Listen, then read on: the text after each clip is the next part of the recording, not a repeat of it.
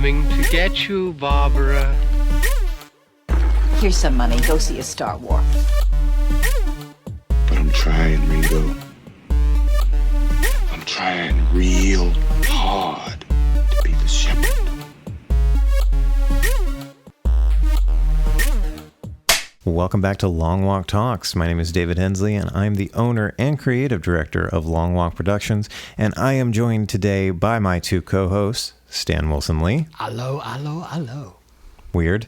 And Chris Wilson-Barnes. Okay, what am I doing? Oh, I'm listening to a podcast. Oh, wait, I'm on a podcast. Exactly.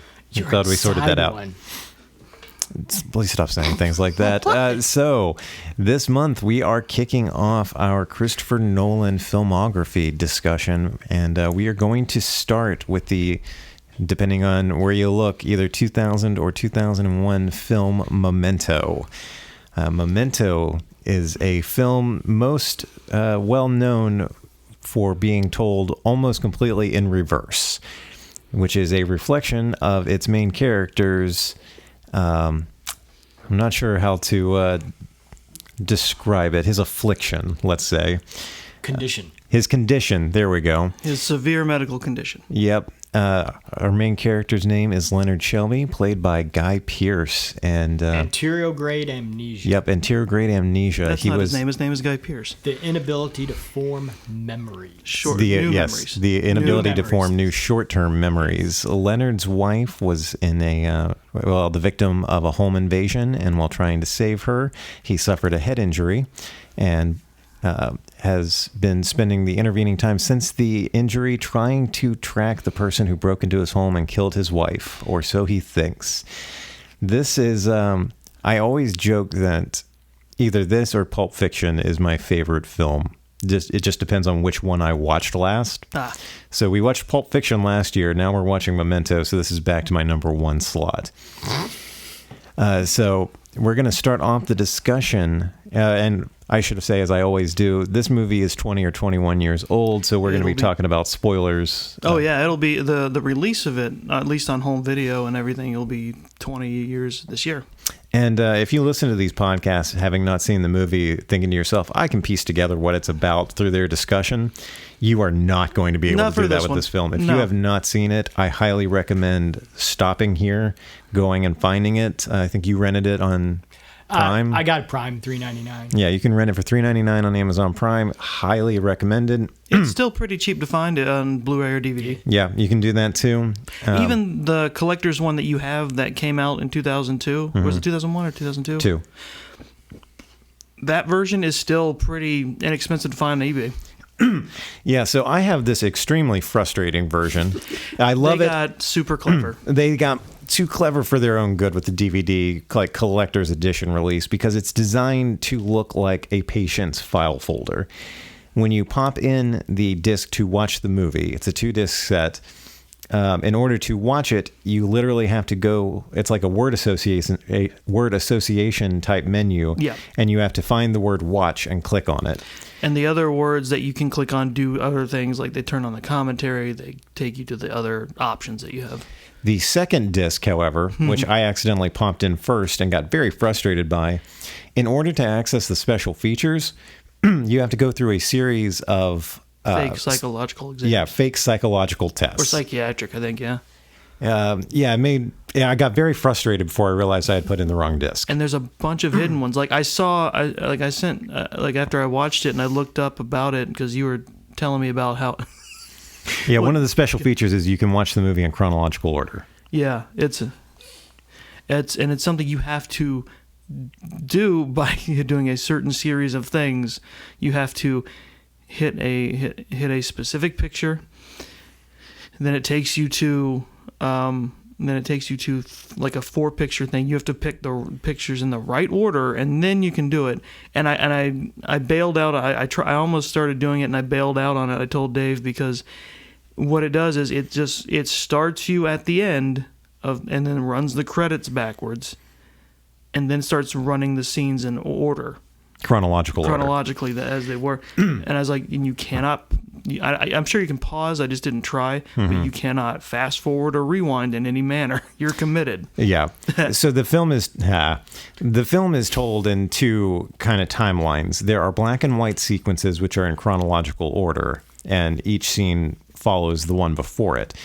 Then there are the color segments, which are the majority of the movie, in which the scenes are completely reversed. So each scene after the first one ends with the beginning of the scene that you saw previously. If that sounds confusing, it is. It's not. It's not like running backwards. It's just you get the scene. You start at the end. Mm-hmm. Well, for example, the very first scene is Leonard talking to the day clerk at this motel that he's staying at about whether or not he has seen a guy, or if he recognized the person in a photo, and then the person in the photo, Teddy, played by Joe Pantoliano, shows up. The next scene after that, after the black and white segment, is Leonard taking Teddy's photo down to the main office, having a conversation with the guy at the desk, and then asking him if he knows the guy in the photo, which leads into Joey Pants's character showing up. Yeah. So it's on like that throughout the whole movie. Yeah, you have I think someone online said it best. You have an anchor point in each scene that it basically is like, that's the point where the next scene picks up and it fills in. Yeah, and it's very cleverly designed and directed, because in every scene you have no idea what preceded the events in this scene, which is exactly how Leonard is perceiving them. Due to his condition, he completely forgets what just happened. Every 5 to 10, sometimes he can make it as long as maybe 15 minutes. As long as he's concentrating as hard as possible and writing down what. Yeah, but once he loses focus, whatever just happened is completely gone. His brain essentially functions like how we think a goldfish does. Mm-hmm. So our first topic of discussion, based on the ending of the movie, is Leonard done now? And just in case you haven't seen the movie or it's been a while, I'll give a very quick recap, which is basically Teddy, Joey Pants's character, is an undercover cop who has been pointing Leonard in the direction of various people that fit what Leonard thinks is the description of the second attacker in his home invasion. And as we find out, the person that Leonard killed, chronologically at the start of the story, but at the at the end of the film, is only one of many. We don't know how many people that Leonard has killed, thinking that this person was a second attacker. And Teddy basically confesses to Leonard that he has been manipulating him for different reasons.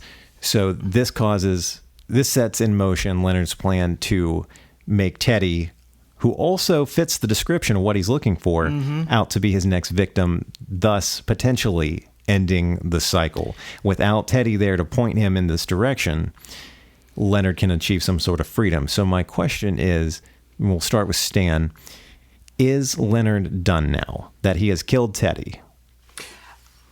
I'm going to have to say yes, in the sense, if he has continued doing what he's been doing to keep himself organized, in the sense, because he has created this thing for himself to where he's totally meticulous, totally organized, and as long as he has a pen, he writes stuff down on the Polaroids that he's taken. He takes pictures of everything, and it's way back in the day, so he was using a Polaroid camera to take Polaroid shots, so they'd be done in pretty much instantly at that time, and then he would write notes on the photos to keep him track, or he would like something that he could put on that, because he's created this giant map of the town he's in to know where he's going and to follow his path and to retrace his steps if he needs to retrace his steps.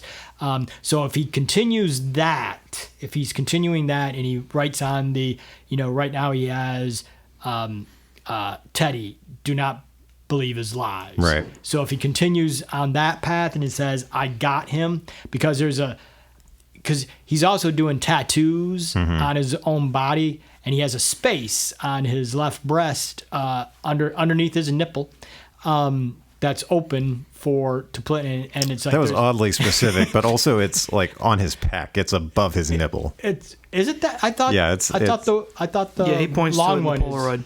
Is it? Yeah. Okay. All right. So it's above his. As I was trying to geographically, it's like, no, you're right. It is above. It's AN, above nipple. Above nipple, yes. And so he's got all these tattoos that are notes to himself of why he's doing what he's doing. Some he's done, some he's had other people do. Exactly. And there's a moment and a flashback or a flash forward, if we can call it a flash forward. I don't know. It's more of a fantasy sequence, I would say. I guess it would be more of a fantasy sequence. You're talking about I Got Him? I Got Him. Yeah, he puts I Got Him. He has that tattooed in that spot. Yeah. But if he writes that on the Polaroid, on the Teddy Polaroid, I Got Him. I think unless he is purposely giving himself purpose and to create, a glorious purpose to go on, and he might allow himself to forget. But the thing is, he won't have anybody to help him. Right. So the idea that, and he's made a decision that he is the person he's supposed to go after.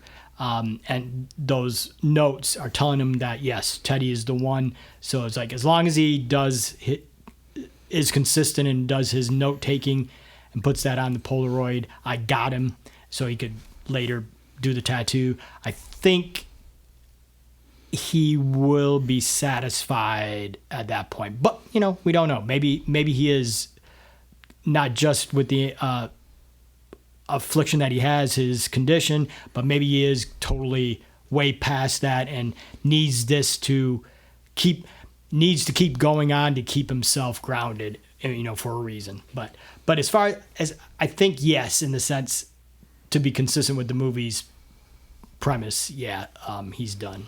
Chris, what do you think? See, I'm not sure. It could go either way, mostly because of everything Stan said. Because it depends on how satisfied he is to keep going. I agree. And a lot of the stuff I was reading online about it was like, this is the only thing really giving him purpose in life now. So maybe it's funny because when you find out how he uses his own affliction to set forth his revenge, it's interesting seeing that current version of himself. Essentially, it's like he becomes a new version of himself every time his consciousness drifts and resets. So it's like, you don't know. You really don't, because it's like because there's no plan. He can't really set any sort of future plan to like, what do I do now that I'm done? There's no premeditation. There's nothing. Yeah, there's nothing to go do after. Yeah. Nothing to occupy him, and plus, because he doesn't really know. There's really no indication because he didn't have a chance to record it. He still has Natalie as an ally in his notes, and he could easily end up back to her, and she could set him down some other path. True that. I thought he might just end up with her. But you're right. I don't know. She might continue this because she sort of starts and does a she major uses him play. to immediately get revenge. And Yes, I agree with that. Yeah, and we're going to discuss Natalie's revenge as a separate topic, but I agree with you in that sense. So I don't know. I mean, maybe if he made a note that this is the guy, I got him. If he wrote that on Teddy's photo after the fact. But then the version of him that comes back and looks at that photo and is like, well, then what do I do? Because Teddy himself says one of the things at the end, which I tend to believe most of what Teddy tells him, because Teddy's like, you already found the guy. You thought it would bring you closure and help your memory, but you still forgot just the same. I gave you a complete police file. You removed stuff. It's like you seem to be doing this just to give yourself a reason to continue. I kind of forgot about the self-sabotage part because he purposely redacted sections of the police file. Because he looks at it at some point in the movie and goes, who blacked this out? Who did this? That's a good point. I'm a little less confident in my answer after thinking about that and after listening to your explanation than I was. I'm going to say, though, in an uncharacteristically optimistic point of view for me, I'm going to say that he is, especially because of how pessimistic the worldview of the movie is, I do think that he found a way in that split second decision to break the cycle. I hope so. I hope so too. Because I made a mistake when I said there's no premeditation, and there is, but it's only the briefest amount of it because he's not going to remember the that most he can muster. Yeah. Yeah, he's not going to remember that he premeditated this. But the second he decides to write down Teddy's license plate as a piece of evidence, that sets everything else in motion. So yeah, I think he breaks the cycle. But there's also that part of me that can't help but make things dark. And I think if the movie had gone on 5 minutes longer, it would end with him getting pulled over by the police. Yeah. Because he has spent the last 3 days driving around in a missing person's car, That's wearing true. the missing person's clothes. Yeah. And they would find the money and the gun in the back. They'd find the money and the gun, and he would not be able to give them. And the moment they're able to get his clothes off and look at his tattoos. See his tattoos, and also look at the Polaroids, including the one of the dead man that he just took. Yeah, Leonard's going to jail. Now he wouldn't go to prison. He'd go to a psych ward forever. Which might be best for him. Yeah. In the long run. Honestly, yeah. But yeah, maybe it's just me being overly optimistic, but I would like to think that was the end of it for him. That, or there's the tragic one where he just when he keeps realizing that he's hit as the end of his quest, he probably just at some point makes a decision in the cycle to just kill himself. Yeah. There's that possibility. You made it even darker than I did. I'm just saying that is a possibility with the way this was going.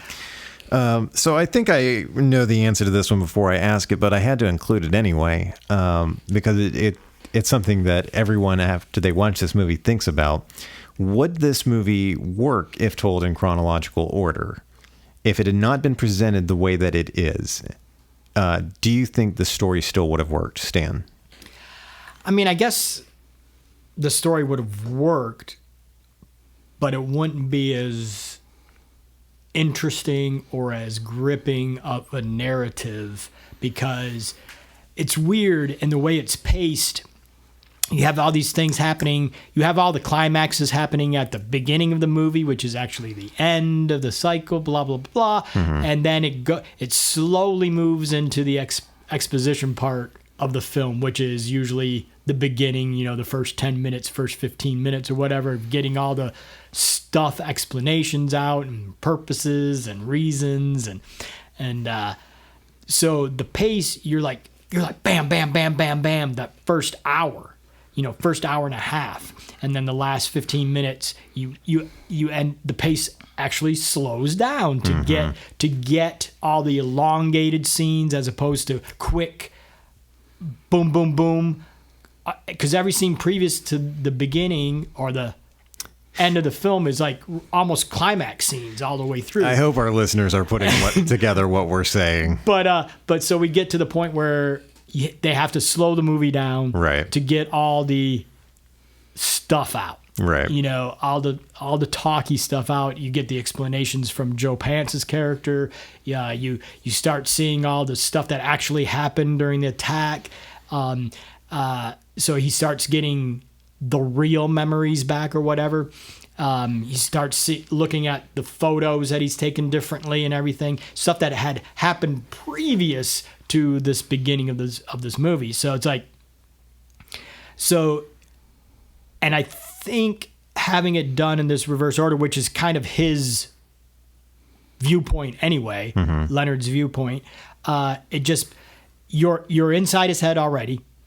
You're experiencing as he experiences, and you're getting information when you literally need to get information, and as an audience member. And then, so if it was done straight up in chronological order, we'd be done with it by a third of the way through the movie. Yeah, it would be over. For us as an audience, because we'd lose interest. We'd lose interest, and we'd know everything. Yeah. Chris, what do you think? Oh God, no! You need that gimmick because where the weight of the movie rests on it. Yeah. It has to be done that way because it effectively makes sure that the audience is not getting ahead of the main character. You know as much as he knows at any given moment, like Stan said. Exactly. The scene I was quoting at the beginning is when he's running from a drug dealer that Natalie sets him after called Dodd. You cut to him running through the middle of like a residential area, and he goes, "Okay, what am I doing?" And you don't know either. He goes, "Oh, I'm chasing someone." And then he pulls the gun, and then Dodd pulls the gun. He's chasing me. Yeah. That's another one of my favorite jokes in the movie is he wakes up in a hotel bathroom holding a bottle of liquor and thinks, I don't feel drunk. And it's not until the next scene that you find out he broke into this guy's hotel room and took that bottle of liquor to bash him over the head with. But he took too long to arrive. So Leonard just sit down and forgot what he was doing to the point where he thinks he's in his hotel room and just gets up and takes a shower. Yeah. The movie, we talked about this earlier, the movie is not completely bleak throughout. It does have some humor in it. Like I told Dave, there's a moment that you only see once. Presumably, it happens every time, and that is when Leonard's coming into the discount inn. He tries to push a pull door, just like, and then he pulls it, and he's like, you have to assume that. I just assume it's like that happens every time. Mm-hmm. And every moment of humor, because it's a surprise to Leonard, it's surprising to us. And that just makes it that much more humorous and funny because you're literally experiencing the moment of humor that he does. Yeah. At the time he does. And really great. And again, that's what makes the reason that the movie is cut the way it is so important is because it's you are like you're feeling it at the same time he does, and you have to pay just as much attention as Leonard does, because in order for you to understand what's going on, because you're getting it from the most unreliable narrator you could ever have. Exactly. It's especially like I think one of the few times you are definitely, ahead of Leonard is the scene where Natalie uses his condition against him. Yes. Where you don't know yet, but she has set Leonard off in order to hit her. Mm-hmm. And if you don't catch it, it's easy to miss. But the first thing she does, she comes in before she starts yelling at him to piss him off enough to get hit. Is she starts throwing a bunch of stuff in her purse, and one of it is every pen she can get a hold of. Mm-hmm.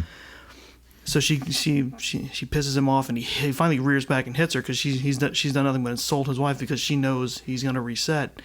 So she storms out. Can't you find a pen? Can't you find your pen, Leonard? Yeah. And then she just storms out and sits in her car and just stares into the house. Mm-hmm. And Leonard's like, "Don't forget, you have to write this down." She just, blah blah blah. And focus. But he can't find a pen. And it fades, and she sees it, and then she walks back in and pretends like Dodd attacked her. Mm-hmm.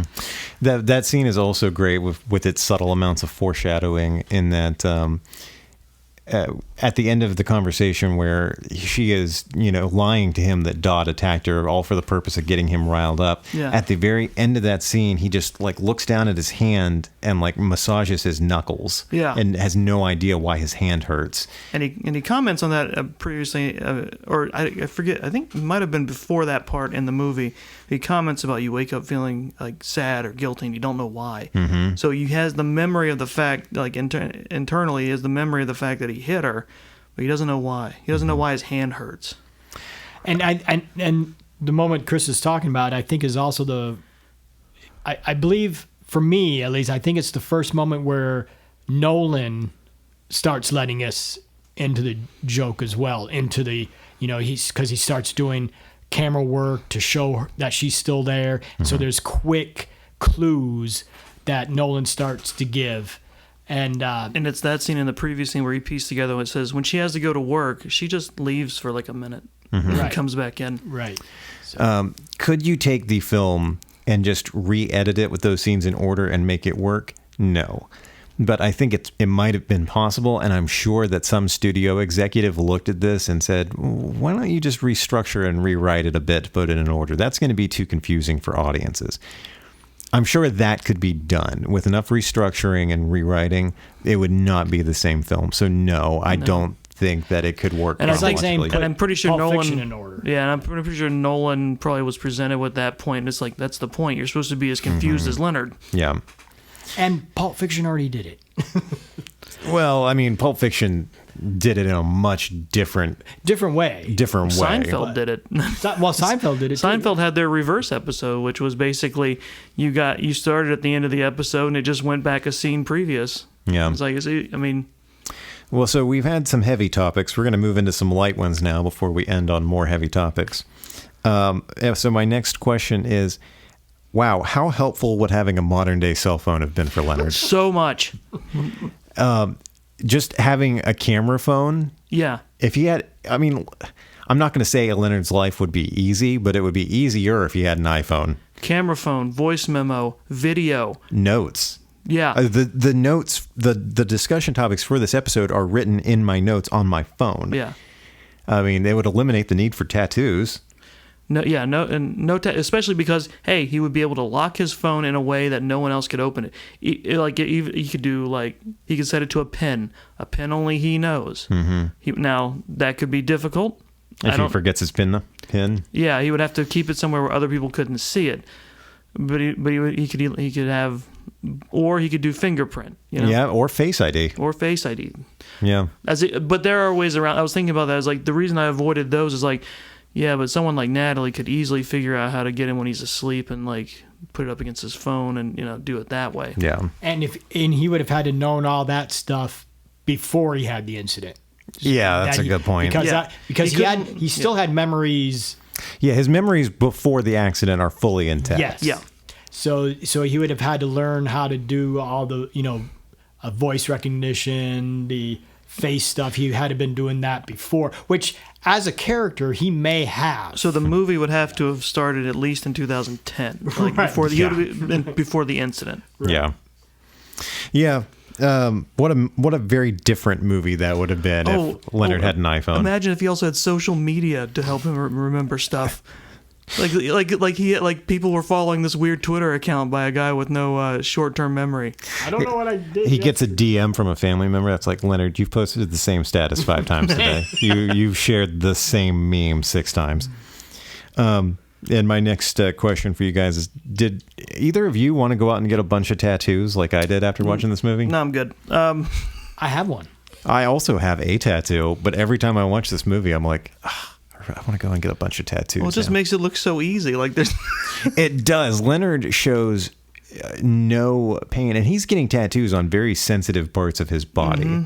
And at one point, we see him preparing to tattoo himself using a Bic pen and a sewing needle and a lighter, which looks like it would be enormously painful. On his left thigh, which I can't remember where, but one of the thighs is where the carotid is, and if you're not careful, that's a vein that could, if you hit that... Oh, it runs down the thighs of both legs. Oh, not the carotid, femoral. Yeah, the femoral artery. You nick that and you don't staunch the bleeding in time, you bleed out and die. Yeah. I'm not saying he's jabbing that thing deep, but that's not a good thing. Yeah, but I mean, you have to be... In order to get the ink into your skin and let it stay there, it has to be going deep. So he's really got to be stabbing the shit out of himself. But he's not going to remember the pain. That's a good. Well, he's going to wake up. He's going to remember. Why does my leg hurt? Why does my leg hurt? Yeah. Oh, and then there's because he was finding all the bandages from and like in one of the black and white segments when he's on the phone and he uncovers the never answer the phone tattoo. He also has to remember to clean those. Yes. Because you're supposed to put a special kind of lotion over them and keep them covered while you bathe for a while until the ink sets. I'm sure there are tattoos on his body that he forgot about and now they're runny and faded. And he's like, what was this? But I think that's also... It's interesting that he only has text and numbers. He doesn't have the colored in... pictorial style tattoos, so it's like it's not as intense when it's just letters and numbers, because you don't have to go as deep and it'll set quicker. The only one that was super stylized was the never answer the phone one. Never answer the phone was stylized. Well, yeah, there are a couple that are more stylized in different fonts and different sizes over the body, but the never answer the phone one, it's jarring in context, but it's also kind of silly when you look at the size of that tattoo and the font that they used. Also, that tattoo had to have been fucking painful. Yeah. Like the And amount brand of new. ink. It's block letters. It tapers down. It's very specific in how it's done. And also, I can't imagine, like, you know, essentially blacking out in the middle of getting a tattoo, and you come to, you don't remember why you're there. You don't remember what tattoo you're getting. No. Actually, maybe that's why he does the tattoos, because he wouldn't black out while constantly getting jabbed. Oh, that's a good point. And it would help like his concentration would stay on the fact that he's getting tattooed. That's probably the longest he goes without blacking out. Yeah. And I believe, and I think this is one of the reasons why he started doing it himself, that is the tattoo he actually goes to the parlor for, is the never answer the phone. And the license plate. He Yeah, does yeah. do the license plate. Well, I think that's just a matter of enacting his revenge, because he's driving down and he spots the tattoo parlor just right there. And he's holding it's just a perfect storm, because he had just written it down. He's still holding the note card that says fact number, I think 6 with Yeah. the license plate. And he sees a tattoo parlor and stops. Now, I have to wonder, did he do the John G one across his collar? I don't know how you would. Because it looks like one of the home done ones, Mm-hmm. but it's but having to do it in reverse across his chest, like somebody had to have done that for him. Yeah, it's like prison style, like Yeah. where it's like home done, homemade. And also, yeah, a tattoo across your collarbone, right across his neck the way it is. God, that had to have been hella painful. Yeah. All right. So we're going to move on into more serious stuff again. After I had to add some levity to the podcast. It's the topic sandwich. Yeah. Was Teddy telling Leonard the truth at the end / beginning? End of movie, beginning a story. Stan, what do you think? Was he telling Leonard the truth, or was he manipulating him?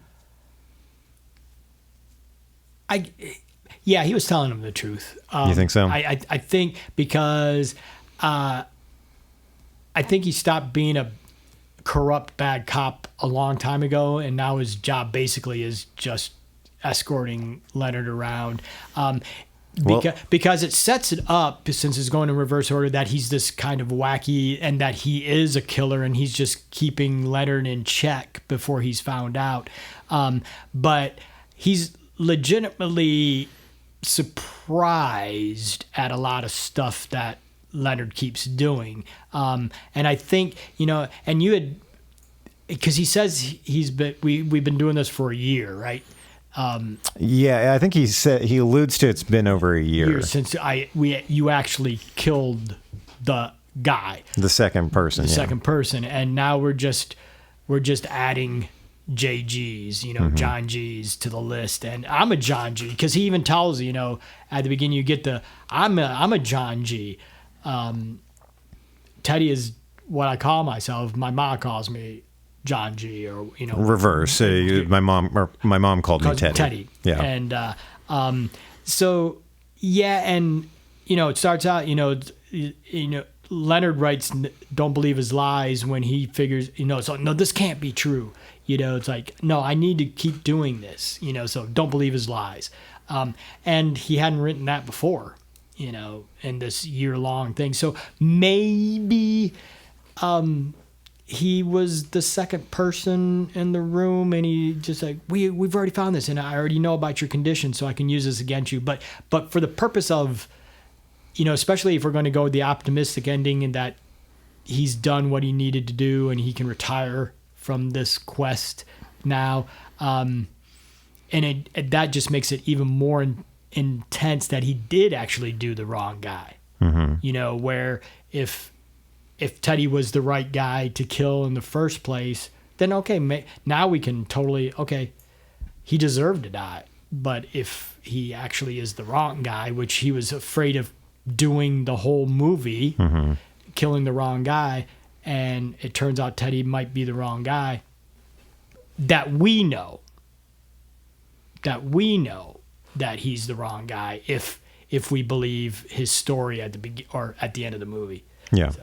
Chris, was Teddy telling the truth? I think Teddy was telling the truth, but it's not like he was some innocent creature. I mean, Right. Absolutely. I mean, I kind of disagree with a little bit of Stan's reasoning, but my idea is I think he told him the truth. I think he was like he's not. It wasn't like a super corrupt cop, but he wasn't a good cop. He was a bad cop, but he he felt some sort of he felt some bad about how things went down for Leonard, because he was the responding cop, right? Right.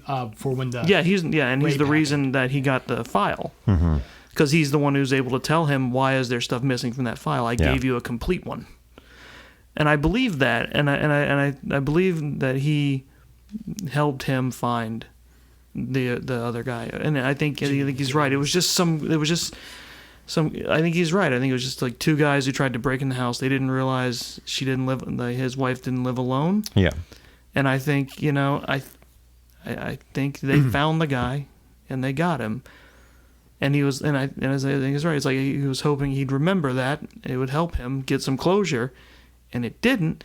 And now you got this guy who's still, and I think part of what set him on this path was he was probably already trying really hard to find his wife, and he was probably becoming like, people in the area know him because of what he's been doing. Yeah. Going around trying to solve his wife's murder.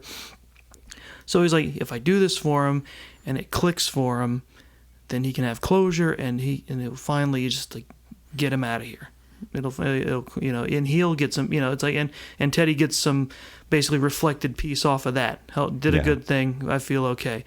But it didn't work out that way, and it's like, well, fuck, he's still going to be storming around and asking questions, flashing pictures. Yeah, and all that. So it's like, well, shit, let's put him to work and take care of, take care of shit.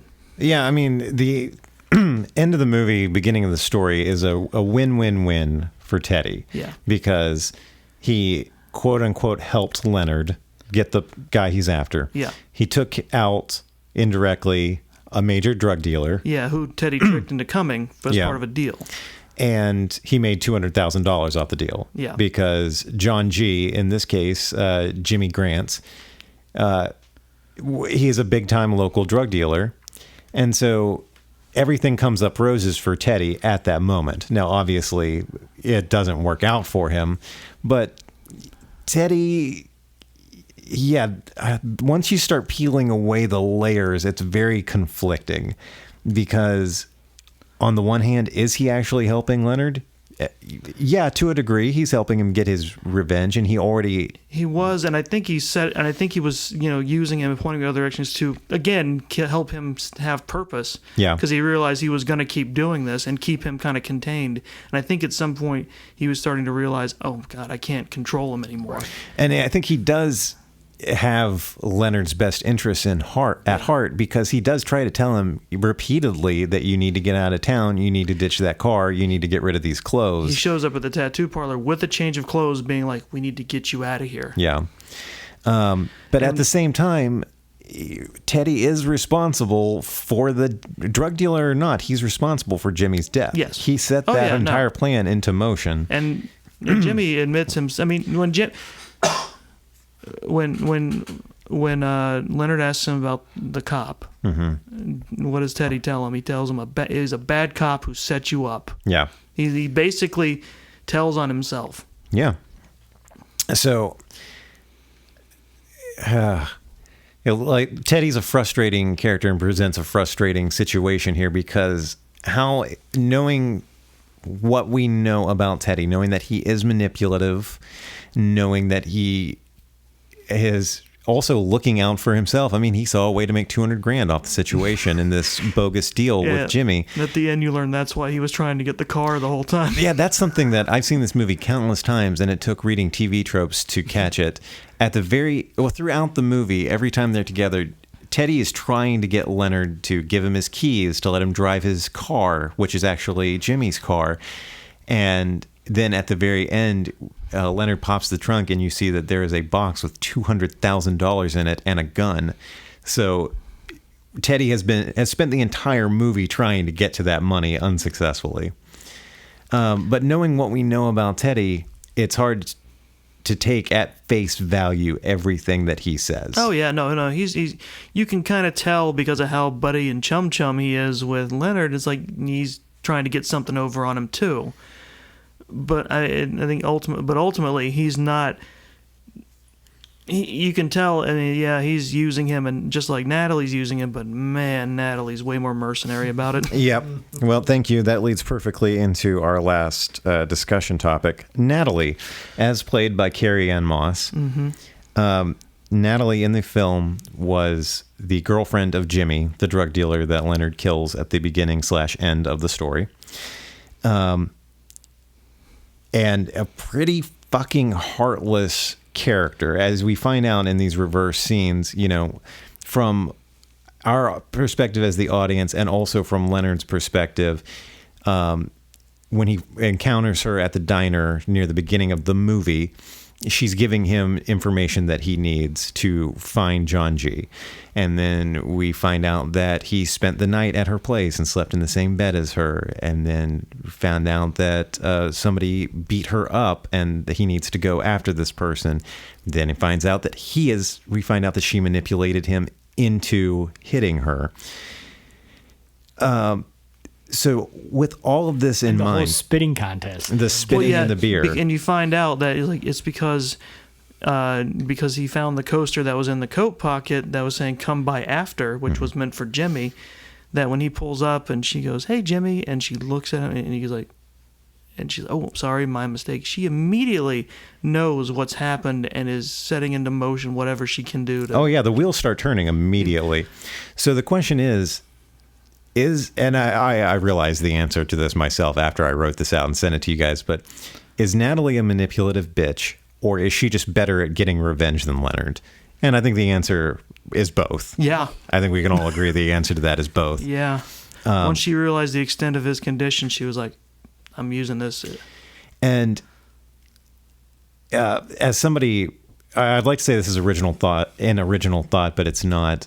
Somebody on Reddit actually did their own edit of this chronologically, and they said that while it doesn't work as well thematically, it completely changes the way you see the story to watch it chronologically, because instead of finding out that characters have been manipulating Leonard and that he has been tricked and that he has been lying to himself, instead you are now watching characters manipulate him basically in real time and then watching him lie to himself. And they said it makes the whole movie that much creepier and harder to watch. But I think Natalie's story, her character arc is so interesting in reverse. Yeah. Because as an audience member watching it, you watch what you assume to be a decent character be revealed to be a manipulative bitch. Chronologically, you watch her go from that to softening to Leonard. right? To coming to sympathize with him and ultimately making the decision to help him out. Right. It's the reverse arc of what you thought you were seeing. Yeah. Yeah. Because also when I Because was at the beginning of the movie, she's totally, completely, or at least in my view, she was totally in his corner and on his side, and she found a kindred spirit. You know, so it's like, but then you find out, you know, she had him basically kill her manipulative boyfriend, you know, and it's like, but it's like, Well, she tried to sick him on one of Yeah. Jimmy's associates. yeah Named Teddy. she runs no Dodd. no she Oh, runs that was Dodd. That's she right. runs That's Dodd right. out of town basically. She had hoped he would kill him, but they just end up running him out of town. But as it was just interesting to think about. It's like you can, I'm not saying I'm super smart, but I got the feeling like you kind of get it from the get go. It's kind of a red herring with Teddy. You get it from the get go. That's like something's up with this guy. But also as you think about what Leonard's talking about, about memory and how in his previous job he had to read people. So that was especially that part. Is like you have to look people in the eye and read them. And it's like, oh, something's up with Natalie too, because he can't really read people like that anymore. He has to trust people to a degree that they're saying that they're saying what they mean. And so I was very suspicious of Natalie. And then when I heard the thing about Teddy about talking about how, they relay messages for the drug deals in the bar, and then he has the coaster. It's like it's coming together. It's like, okay, so he's right about them. Plus, she was dating a drug dealer, and she had to have known. And when you think about what those 3 days, because it's a very short time span the movie takes place over, but if you think about those 3 days chronologically for Natalie, one afternoon she's at work, she walks outside, she sees her boyfriend's car pull up, she looks inside, that's not her boyfriend, but he's wearing her boyfriend's clothes and driving his car, and has no idea what she's talking about. She, like we said, she starts putting the pieces together immediately. The wheels start turning. She starts figuring out how she can use this to her advantage.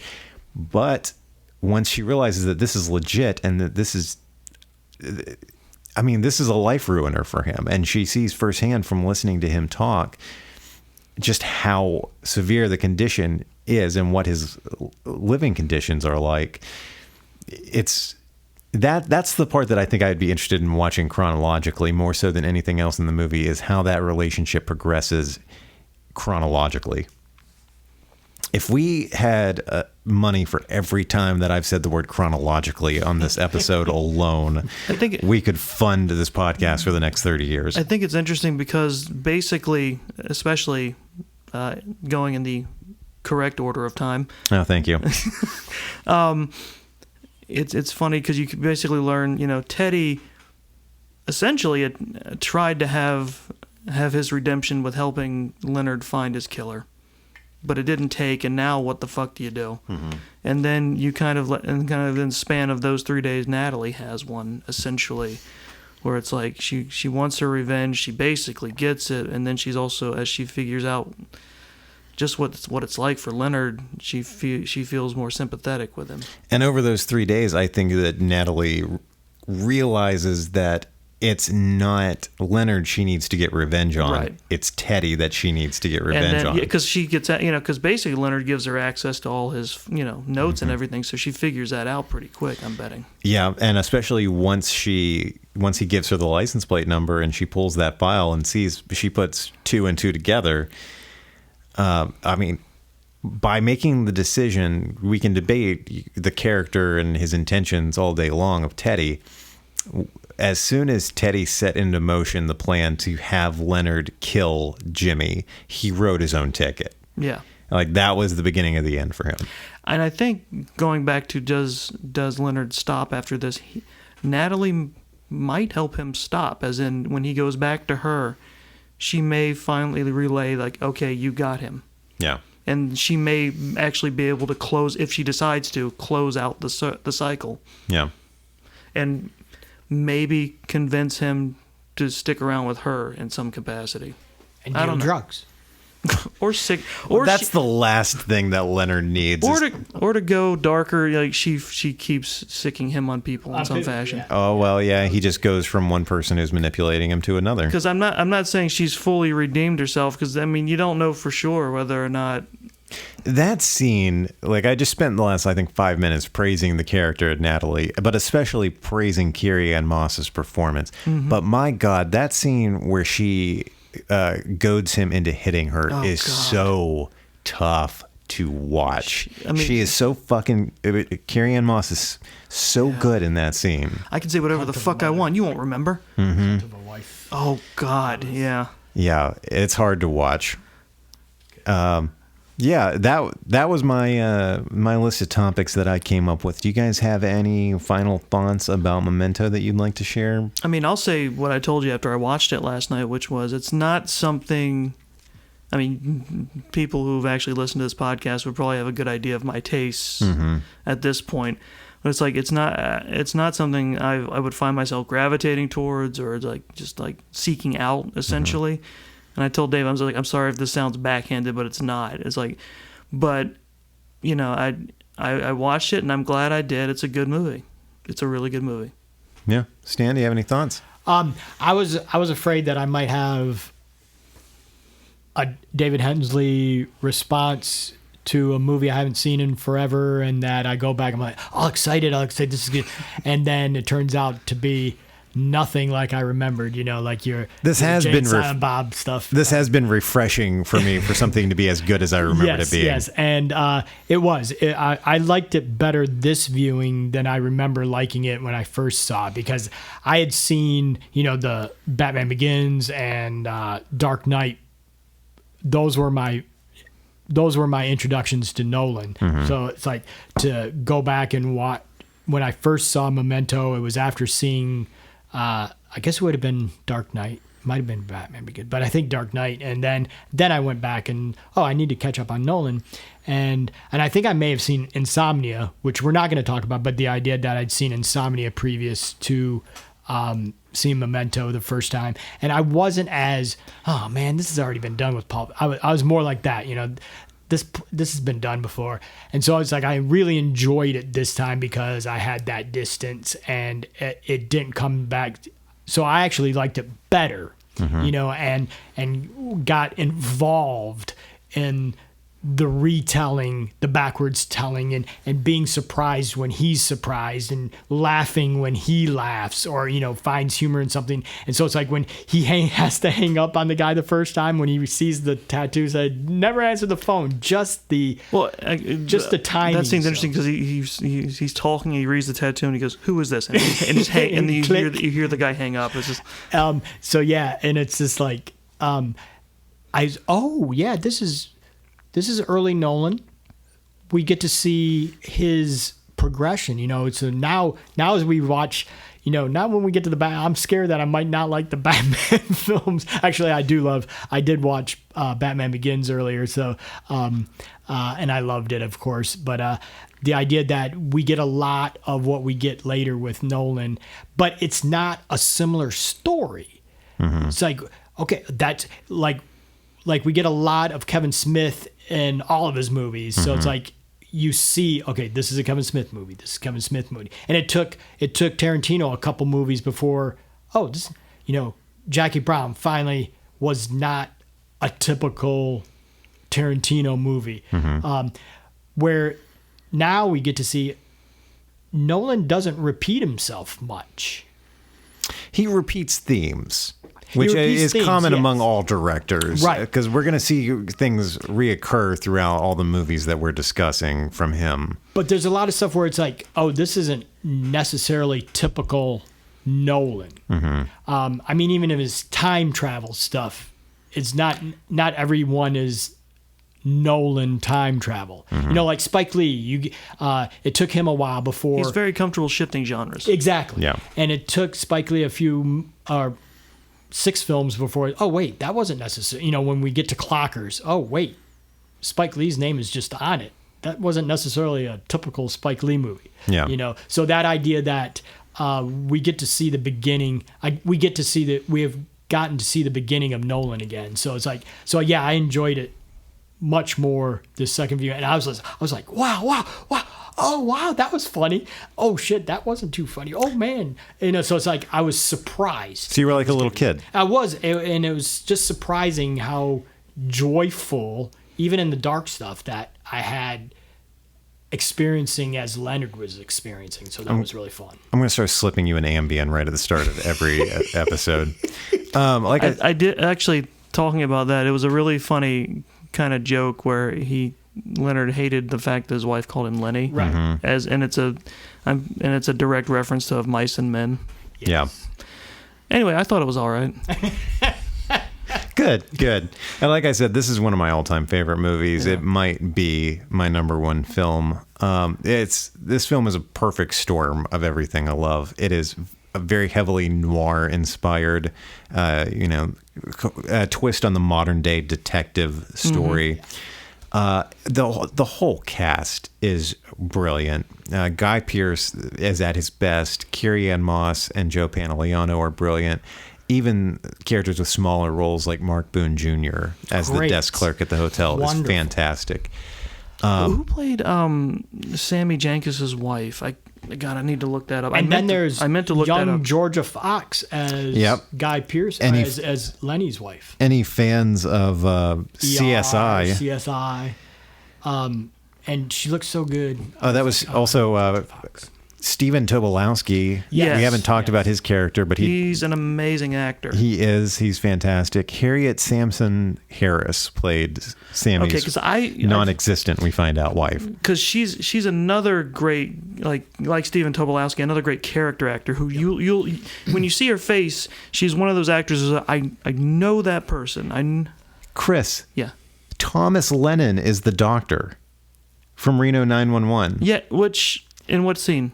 When Leonard is talking about Sammy Jacobs's psychological exams. He was so young looking, I did not I recognize know, I didn't either. Holy shit. That's why he plays a doctor in The Dark Knight, or Rises, or Yeah, it's Dark Knight Rises. yeah, that's why he's a doctor in Dark Knight Rises. Callum Keith Rennie is in it. Holy shit. Yeah. There's a lot of great people playing small roles in this movie. But yeah, and Guy Pearce is great. I don't remember a lot of stuff I've seen him in, but he definitely nails it in this movie. if I had to have one complaint about the movie, I would say that it does veer into melodrama at times, but it still fits the theme and the genre. Yeah. And it's not enough of a detractor. And What did you think were the melodramatic moments? The entire scene with him and the call girl, it works for the story, but it is it's played out very melodramatically. And I didn't write them down, but there are several lines throughout the film that are. I guess that plus the burning. Yeah, you're right, because it's like he's trying to spark basically get his brain to jog itself. Yeah. And there are just several lines that are very like fresh out of film school kind of lines. I do like the melodramatic one that turns into a very dark joke, which is when Natalie meets him after she's talked to him at the bar, and he goes and sits down at a booth or a table, and she's talking about his memory problems. She goes, "Well, what do you remember?" My wife. Oh, that's sweet. Dying. The scene that was used in every single trailer for this movie. I remember that from 2001, watching the trailer, and that being like the hook of the mystery in all the trailers. Yeah. So yeah, Memento, highly recommended. Check it out if you can. And it's interesting trying to, and I think it's interesting trying to figure out just how much of what he remembered post-accident he transplanted onto Sammy Jenkins. right. Yeah, we didn't really talk about that whole subplot, but that's probably better off. We spoiled a lot of things in this movie if you're listening to this and still haven't seen it. But well, it's funny. I was going to mention about that. It's like at this point on, like before I sat down and finally, this was my first actual front-to-back viewing of the movie. It's like it's been talked about Back for to years. front. Technically, yes. Before the time I actually sat down and watched it completely, it's like I'd heard it talked about for years, and I already knew the big secret because I went ahead and read about it one day. It's like, this is one movie. Well, again, spoilers never bother me, especially if it's a good movie. Right. You won't care. Yeah. Because it's like, I know the summary of a lot of great classic novels, but I'm sure if I sat down and read it, I'd still enjoy it. Yeah. And that's the thing about a good movie when it's made. It's like, that's not going to matter. Because once you see it, how it's put together, it's going to be great, and it was. Yeah. It's like this knowing the actual end of the movie doesn't hurt a thing, because that journey to it is very well done. I did not see Leonard doing what he did at the end coming at all. Yeah. Well, so moving forward throughout our, like I said, selected filmography of Christopher Nolan, we're going to be skipping around because after this, he released Insomnia in 2002. We're not going to be talking about that film. Instead, next, we're going to go to 2006's The Prestige. And we're doing that because we're going to be talking about all the Batman films in one episode. So coming up in August, we're going to have that episode about The Prestige. Before September, we talk about the Dark Knight trilogy. And there's a WWE pay-per-view coming up. Is it SummerSlam? No, it's not. No, we just had Hell in a Cell. No, SummerSlam usually doesn't happen till August. Oh, okay. Yeah, whatever. There's a WWE pay-per-view coming up. And I'm not sure what the NXT schedule is like, but hopefully... There's an event coming soon. Yeah, so hopefully we'll be getting another episode of This Is a Takeover out soon, because that's the most popular show on this network. So, Stan, people don't want to reach out to you online, and you don't want people to reach out to you online, do you? Touch me. Don't. Okay. It's Money in the Bank. Oh, that's right. Money in the Bank. Money in the Bank. That's Isn't coming that up. the one you hate, though? No, that one can be fun. Okay. All right. And that's coming up the weekend of the... That's the 19th? 18th? The 18th, 18th? yes. Okay. So we'll have that episode coming out soon. There's not a takeover again until... Well, they just had one at the end of June. So Right. There's not one again. It doesn't have one listed. But I'm sure there'll be. Yeah. Chris, if people want to find you and reach out to you online, where can they do that at? Twitter, I guess. Chris the OK. Yeah. And if you want to reach out to me personally, you can find me on Instagram at DBHensley. If you want to keep up with Long Walk Productions, you can visit us online at longwalk.us or search for Long Walk Productions and Long Walk Podcasts on Facebook. To see more of our original work or hear past episodes that are no longer streaming, you can follow the YouTube links in the show notes. Thank you for listening, and if you enjoy this show or any of the shows on this network, please make sure to leave us a rating and a review on whatever platform you are listening on. Peace out. Dave, why do I have this photo of you that has "Don't Believe His Lies" written on it?